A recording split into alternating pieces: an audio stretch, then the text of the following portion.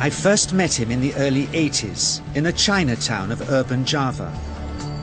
He didn't want his real name or address revealed, so we called him DJ for Dynamo Jack. He was only a healer, he said, but he did direct a powerful energy generated from his own body into his patients. Sometimes he used the needles, sometimes just his hands. He called the energy Qi, and it was so strong that he usually needed a grounder to hold his patients' feet. For years we followed him around Java on his healing rounds, pleading to be allowed to film him, but he always refused, saying his powers resulted from a type of meditation with an ancient tradition of secrecy.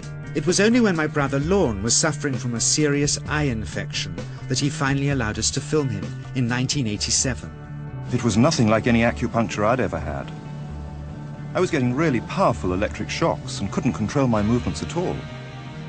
Yin yang, positive and negative, you know. And my positive from here and my negative from here. And we meet together, this can get like electricity. And is this because you're special? You have a special sort of It's body? meditation every day. It's meditation that does it. Meditation every day. Like you can touch me, like this. It's nothing, okay? It's my burn. It's just like this.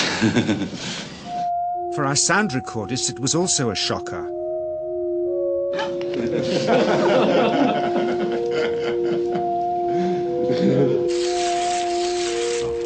He then took our newspaper outside and showed us how Qi can also be used to set things on fire.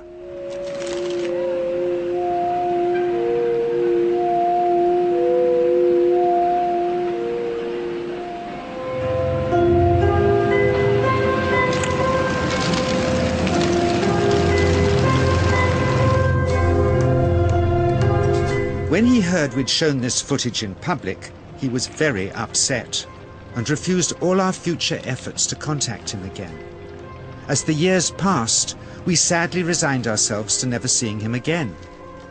My brother Lorne never did, for by 1997 he was already dead, when I again found myself with DJ, now treating me for an eye problem. But it wasn't this that brought me back. He had tracked me down out of the blue and invited me to tell me a story. He had just returned from 2 years on a deep meditational journey, alone in the heart of Borneo. Amongst his revelations, he had seen, he said, how history was moving on into great change, and the old wisdom was vanishing. So he'd called me back to film just enough of him to remind us that we all have undreamed of powers sleeping within us, and that there's nothing special about him except for his training in waking them. Grounding this patient, my cameraman Joe is having to use all his weight to keep contact. But Qi is pushing him away. He seems able to control the amplitude of this Qi, like a dimmer switch, and it causes uncontrollable responses in the patients and their grounders. I can barely keep my hand on you. It wants to fly off. The electricity is so strong. This mother unwittingly grounds her child. He won't sit still, so she's asked to hold him and grin and bear it. Sometimes signs of this passing energy can be seen in the transmitter too. This Qi stuff is only the surface, he says, of the real adventure beneath, in the meditational technique.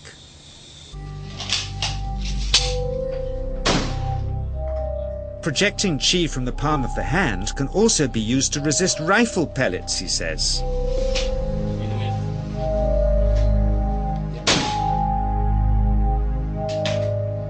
First, you learn to distinguish between yin and yang Qi in your body.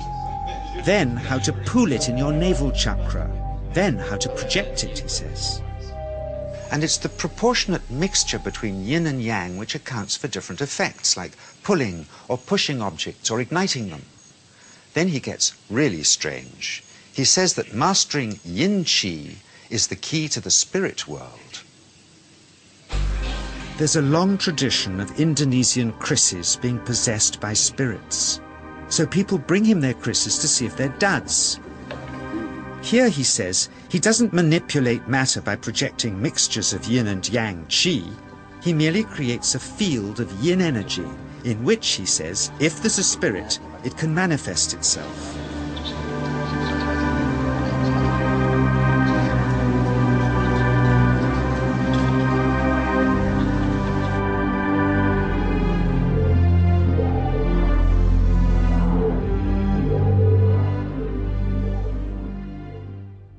So I invited a small group of scientists back from the United States with measuring equipment to test if DJ was for real.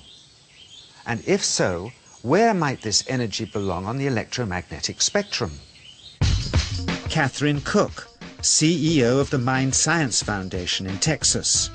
Dr. Roger Nilsson, a Swedish medic and international racing sailor. Dr. Greg Simpson, a physicist from New York's Albert Einstein University, and Andreas Polak, one of DJ's Australian students. The visitors are confident they'll uncover him as a fraud in no time. Greg is the first guinea pig, and he's uncomfortable about showing that he can feel anything at all. Dr. Roger doesn't know what to expect.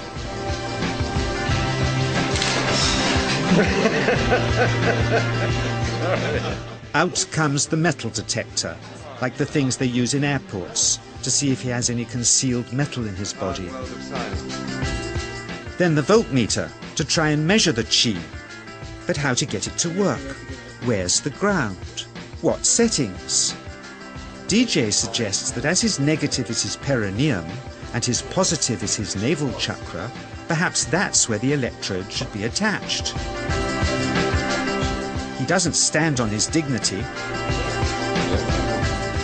He's eager to help, but still no readings. They're getting shocks off his arm, and now they're on the right settings, but the needle still isn't moving. DJ says it isn't electricity, it's qi. It's 1, 2, up, I feel it in my whole body. I feel it at 3, 0.3, I feel it in my legs. Shit.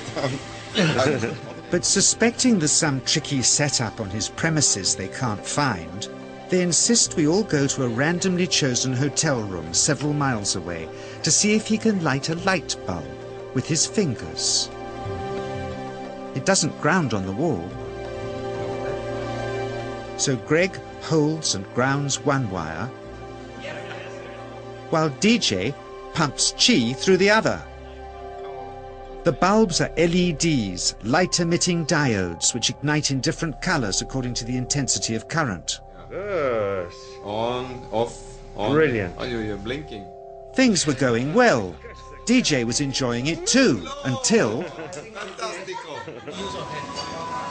he invited us all out to lunch at his local, where he tried to push a chopstick through the table.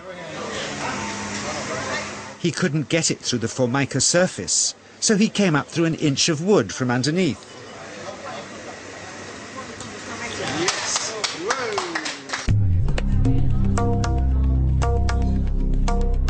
Not only did he draw his own blood, but a chopstick splinter had caught Alison here between the eyes, drawing more. The incident was laughed off apologetically, but next morning he was a different man, drawn and upset. He said he'd been visited all night by his long-dead master, raging that he'd broken the strict taboos of his sect, never to show off in public and never to cause harm or draw blood. He felt deeply chastised. All further testing and filming must end. Never again would he submit to public scrutiny, nor accept any new students. He would sink from sight and continue his healing in obscurity, as he had done since before we met him in the early 80s and had always told us was right.